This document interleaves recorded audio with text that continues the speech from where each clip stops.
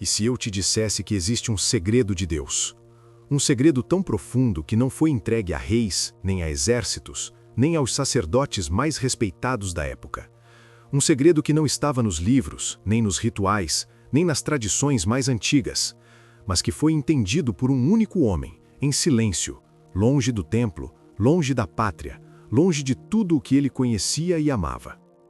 E o mais perturbador não é o que Deus revelou a ele, é porque Deus escolheu revelar apenas a ele, em meio a tantos outros que clamavam por sabedoria e poder. Se essa busca por verdades profundas, por aquilo que transcende o óbvio e o superficial ressoa com você, já se inscreva no canal Vozes do Deserto para não perder nenhuma de nossas reflexões e mergulhar conosco nas profundezas da fé. A história que vamos desvendar começa longe de Jerusalém, a cidade santa, o centro da fé judaica, longe do altar onde o incenso subia aos céus, longe do som dos salmos entoados pelos levitas, longe de toda a familiaridade e segurança religiosa. Ela começa no coração de um império pagão, frio e violento, a Babilônia, um lugar onde o nome do Deus de Israel era não apenas desconhecido, mas muitas vezes proibido, e onde a fidelidade a qualquer outra divindade que não fosse as do império custava a própria vida. Imagine a cena. Um jovem, ainda adolescente, com seus sonhos e sua identidade em formação, é arrancado da própria casa, de sua família, de sua cultura, de tudo o que ele conhecia e amava. Ele foi levado como prisioneiro para a Babilônia, uma terra estrangeira e hostil, um lugar de opulência e idolatria, mas também de grande crueldade. Seu nome hebraico, que carregava um significado profundo ligado a Deus, foi trocado. Sua língua, seus costumes, sua dieta e até sua identidade religiosa foram trocadas à força em uma tentativa sistemática de apagá-lo, de despojá-lo de sua herança e transformá-lo em alguém que servisse cegamente ao sistema babilônico. O plano era simples e brutal: despersonalizar, assimilar e controlar. Mas algo não foi arrancado dele. Algo permaneceu intacto, uma chama interior que o império mais poderoso da Terra não conseguiu extinguir. Em meio à pressão para se conformar, para se adaptar e sobreviver a qualquer custo, enquanto outros jovens, também cativos, talvez cediam às pressões e esqueciam suas raízes, ele fez uma escolha silenciosa, mas radical, uma decisão que definiria sua vida: não negociar sua consciência, sua fé, seus princípios.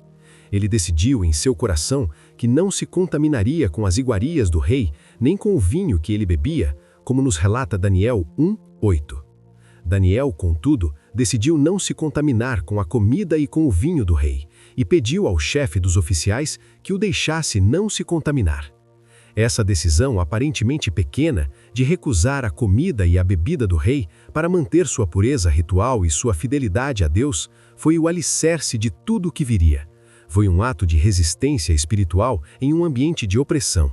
Esse homem era Daniel. Daniel não tinha exército para lutar por ele, não tinha posição de poder no início de sua jornada para influenciar decisões, não tinha voz pública para clamar por justiça ou para defender sua fé abertamente.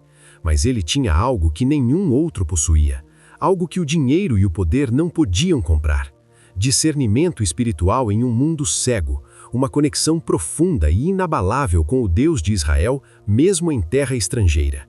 Sua força não vinha de recursos externos, mas de uma fonte interna, de uma fé cultivada em segredo. E é aqui que o segredo começa a se formar, não em grandes feitos espetaculares, mas em uma vida de integridade, oração e busca constante pela presença de Deus. A narrativa avança para um momento de crise que abalaria todo o império. Uma noite, o rei mais poderoso do mundo, Nabucodonosor, acordou em pânico, suando frio, com o coração acelerado. Algo o havia visitado em sonho e o perturbou profundamente, deixando-o em um estado de angústia e terror. Aquele sonho era tão vívido e impactante que o deixou aterrorizado, mas, ao mesmo tempo, ele não conseguia se lembrar dos detalhes.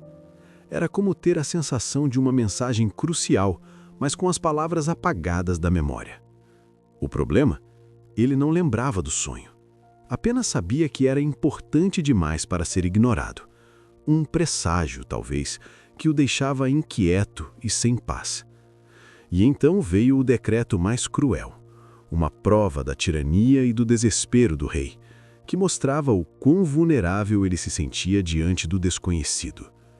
Se os sábios, os magos, os astrólogos e os encantadores de Babilônia não revelassem o sonho e a interpretação, todos morreriam.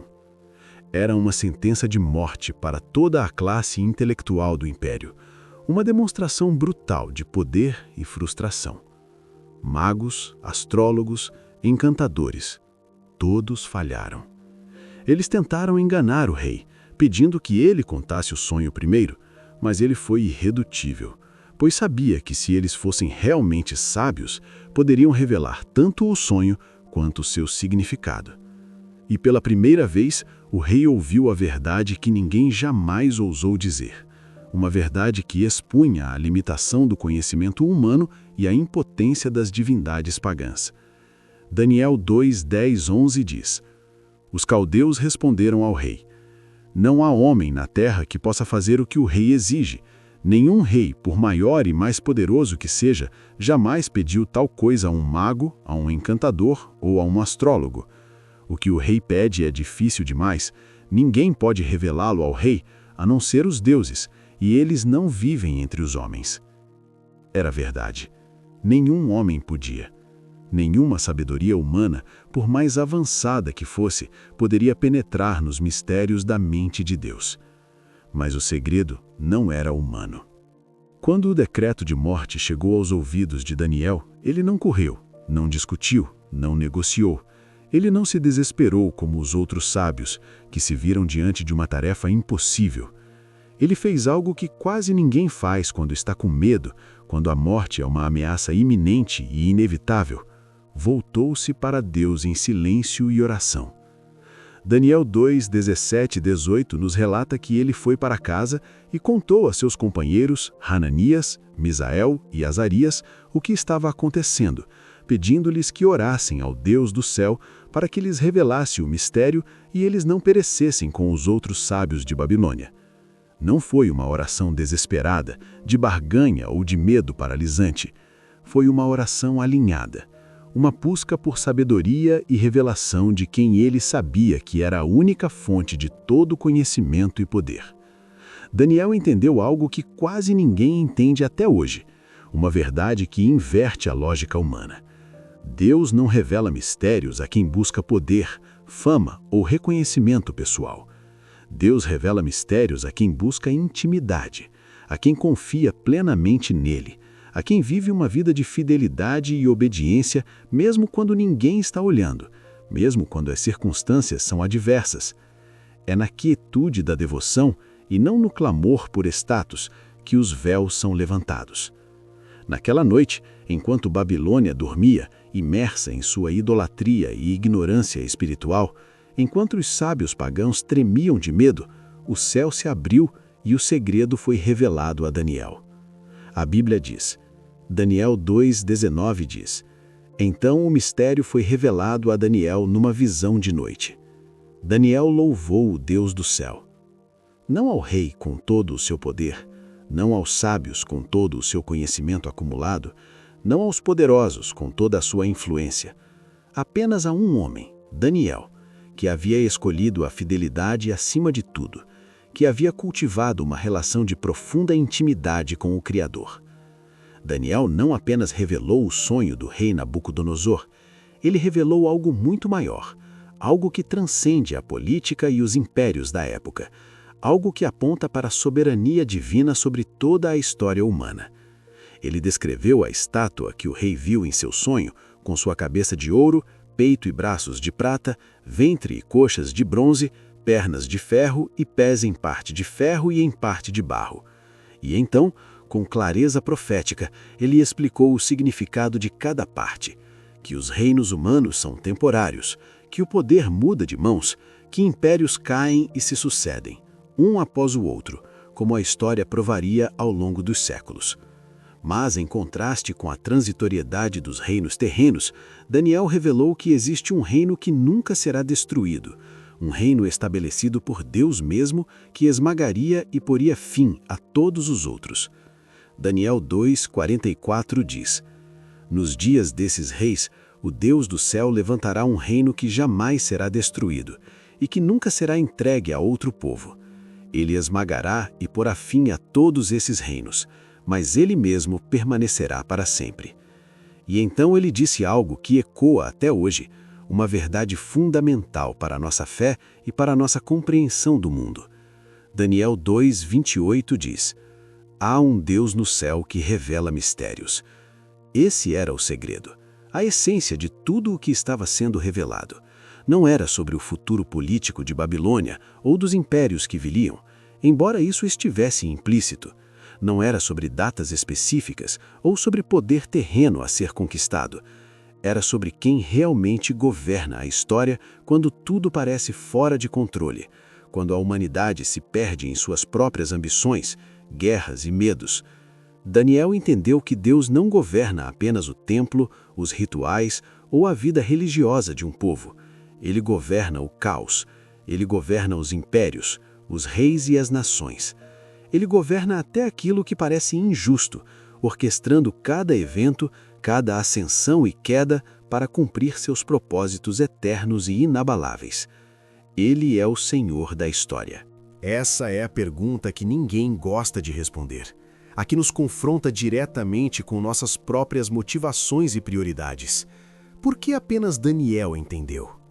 A resposta é simples, mas profundamente desafiadora.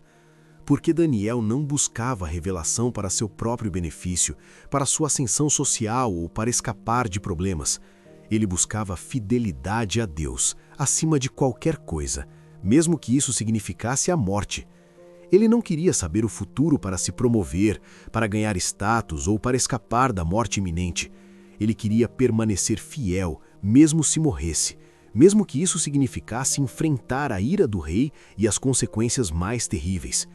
Sua prioridade era honrar a Deus, não a si mesmo. E esse é o ponto mais desconfortável da história, a verdade que nos desafia a reavaliar nossas próprias vidas.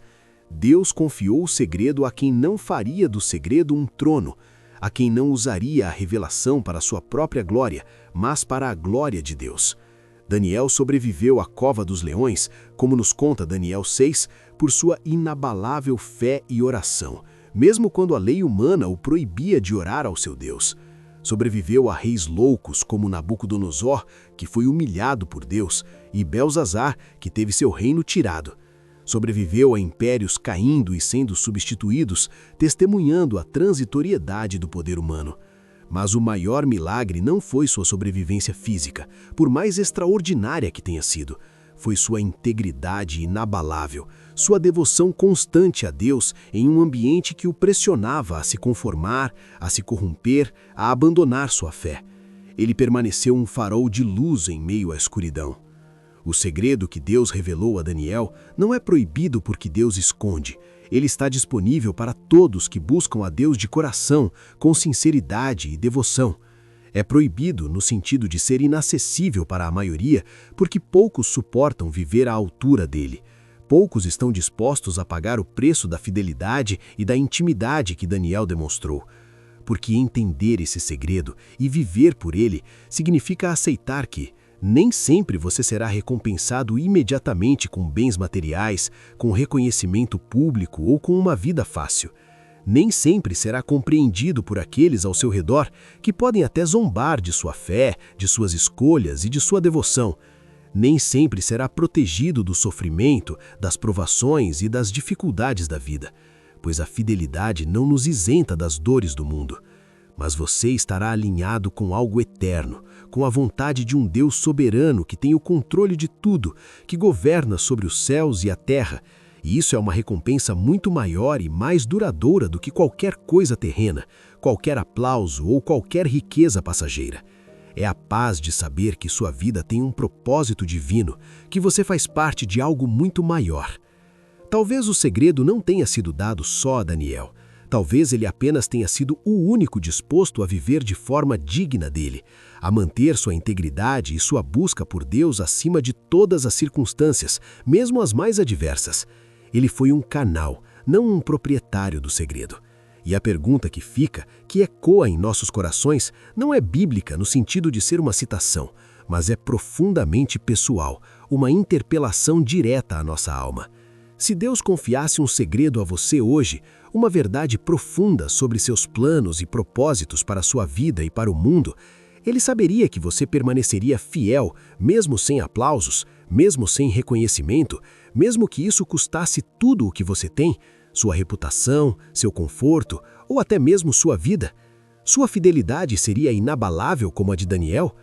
Se essa história te tocou, se ela despertou algo em seu espírito, é porque esse vídeo precisava chegar até você neste exato momento. Escreva nos comentários, eu quero entender.